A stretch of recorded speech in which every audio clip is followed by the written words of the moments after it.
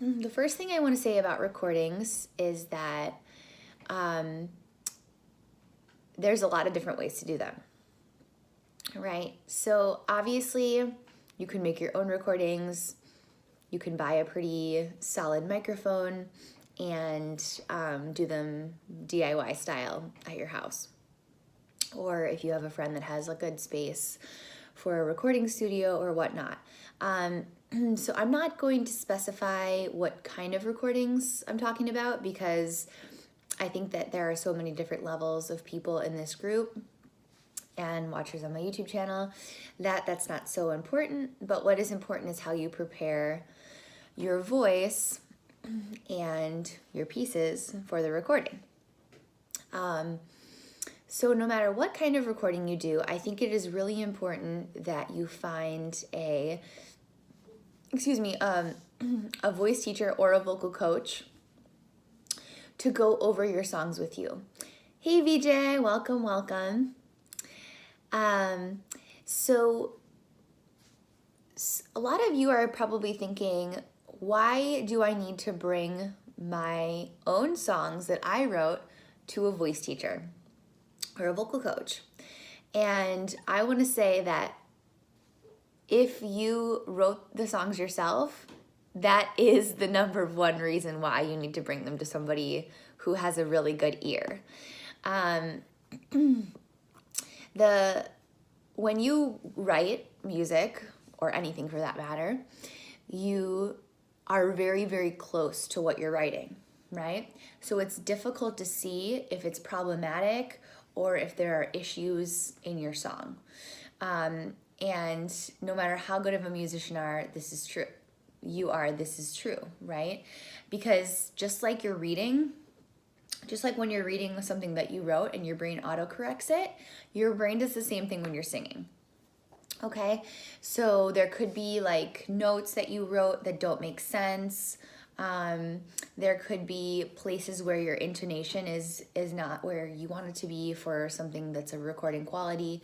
And if you have somebody that you trust, again, like voice teacher, vocal coach, I mean, even if you have a really good friend who's a good musician that you trust, going at it in front of them and really workshopping the piece. So I have a bunch of students that do this with me. The funny thing is I'm not a composer, right? That's part of music that I really don't enjoy that much, but I like helping other people write their music, right? So one of my students, he'll bring me his songs, we'll go over them. I'm not helping him rewrite the song, right? I'm helping put final touches on it for recording. Same thing with another one of my students. She loves recording, and sometimes she just has trouble figuring out like where things should go or what chords are even being played. So if you're not very good at music theory and you're expecting to put a band together when you don't know how to communicate with them, that's another way that a voice teacher could help you.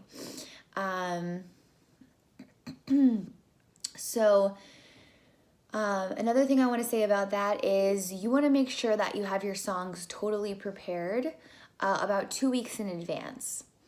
And there's just always such a temptation to be like, I have these extra 2 weeks. And truthfully, you do.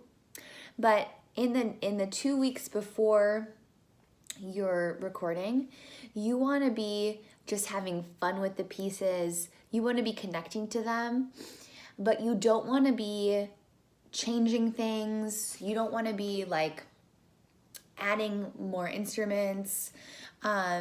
While that can be fun if you're a professional musician, if you're not there yet, it can be very startling to your ear to all of a sudden hear these parts that were never there before that you didn't practice with.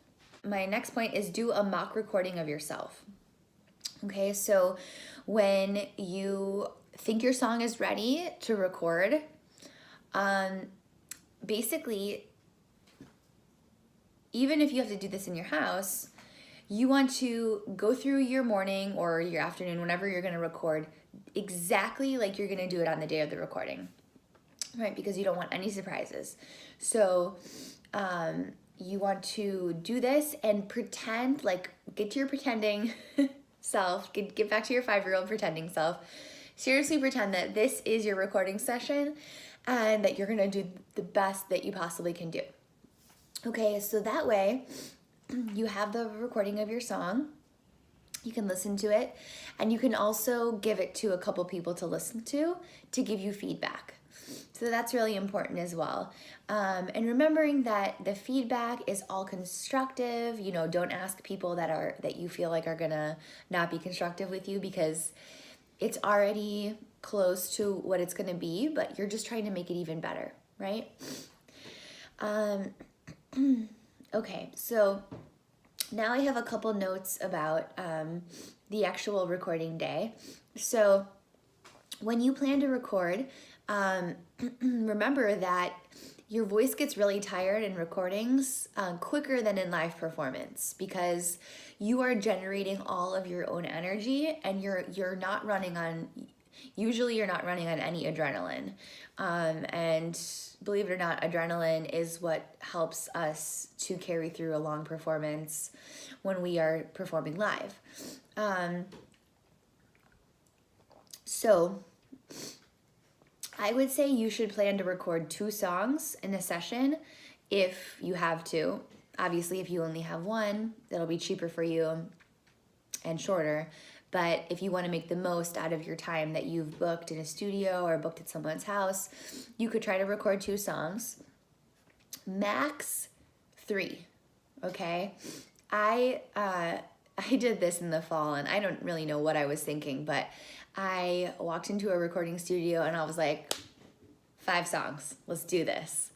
And the recording engineer was like, you know that's probably not gonna happen, right? So the order that you wanna do it is that you wanna start with your best, the song that you like need to have, start with that, and then go down, right? If you get to your 3rd and you're like, my voice is not quite there, but I have the time, I've already paid for the time, or I've already paid for the musicians, and I want to stay, record your 3rd song. See how it goes. Give it a whirl. But yeah, the most important thing to remember is that you will get tired. And if you do choose to go the route of booking at a studio, which is pretty expensive, so if you don't want to go that route, remember that there are plenty of other DIY options for you. But if you do decide to book a studio, you want to make sure that you really like the work that the recording artist has already done. So chances are, when you're searching around your area, searching Yelp, you'll find reviews, but you'll also find links to the website. Go on the website and listen to the other stuff. If they don't record your kind of music, don't go there. Okay, I almost made this mistake, and the other thing is, like, you want to go where they're going to be like quick with their customer service, because you're paying them like good money to be there for you, right?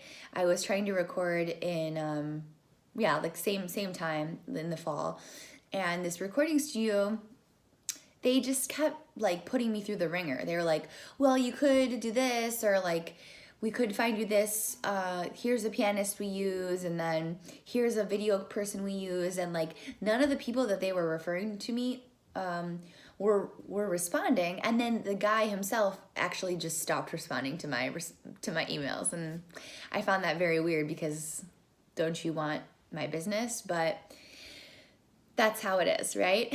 So don't settle for your customer service, because if they're like that in emails and when you're trying to plan, when you're there, I can guarantee you it's going to be like 10 times worse. So that's a good point. Have a backup plan, okay? So this is for if you guys are dealing with deadlines, which in opera, I'm dealing with deadlines all the time. Oh, this application is due on this day, this application is due on that day, whatever. I have to have recordings by that day. So don't do it the day before the recordings are due, okay? I've done that It's always a mistake. It never works out well. And then if you have to redo something, you don't have any time to redo it. Because that happens too. You know, like especially if it's your first time recording, like I don't want to say you will be unhappy with it, but it's going to be such a different experience for you that you are probably going to think, I want to redo this. And that's okay. But you have to give yourself the time to redo it. So a couple notes on the day before the recording and the morning of the recording. So sleep, sleep, sleep, sleep. Please sleep. Your vocal folds need some like solid 7 to 9 hours of sleep to sound good. And for your endurance, right? A lot of times it's so much more than your vocal folds. It's about your whole body's endurance. How long can you do this? How long can you record for before you get super tired? You gotta drink a lot of water, and you don't want to do it right before the recording, right? You want to wake up and drink a bunch of water right away, because it takes your body time to process that water. We talked about that in the on the health day, right? You can't like be chugging water down your throat 3 minutes before you walk into an audition and expect that to affect what your voice is going to sound like. Don't overuse your voice the day before the recording. If you have a job that you're on the phone all day, take off. Okay? I know might not be possible for everybody, but I have done that before where I've taught all day and then like immediately gone to an audition, and it's just never a great situation. So you're trying to put yourself in the best possible mood, best possible health to get the best possible recording. And that's just how it is. Lastly, I want to say, do not record if you're sick. Just don't do it. Call everyone and tell them you're sick and don't go. Sometimes that means you'll have to take a hit if you're at a professional recording studio. But let me tell you, if you're sick, you can hear it in a recording. You can hear it in a recording more than if you were performing live, because the microphone's right here, right? So not only that, but if you're sick, there's no way you're going to make it through more than one song, and it's just going to be a waste of your time and everyone else's time. There's some tough love for you. But so true. So true. Okay, do you guys have any questions? Greg says, wish I would have seen this prior to my last recording. I know, Greg. It's okay, though. I mean, just the fact that you've already recorded puts you ahead of the game, right? Because honestly, just like performing, the only thing that makes you better at recording is recording. So you just got to do it. And lastly, I want to say about this too. So you have to take your emotions out of the equation, because you have to ask yourself, am I the most prepared that I can possibly be? If the answer is yes, then you just have to go through with it. But emotionally speaking, as a musician, as a perfectionist about my music, which I'm working on, I can tell you that you're never gonna feel like you're 100% ready, and you're never gonna feel like it's exactly the way you wanted it to be. Just because we care so much, and when we're listening, we can always hear more than when we were actually singing. And also, we're our own harshest critic. So good job, guys. Proud of you. If you're thinking about doing a recording, just do it. Just freaking do it. I'm going to do one at the end of this month, I think. So I'll talk to you guys later.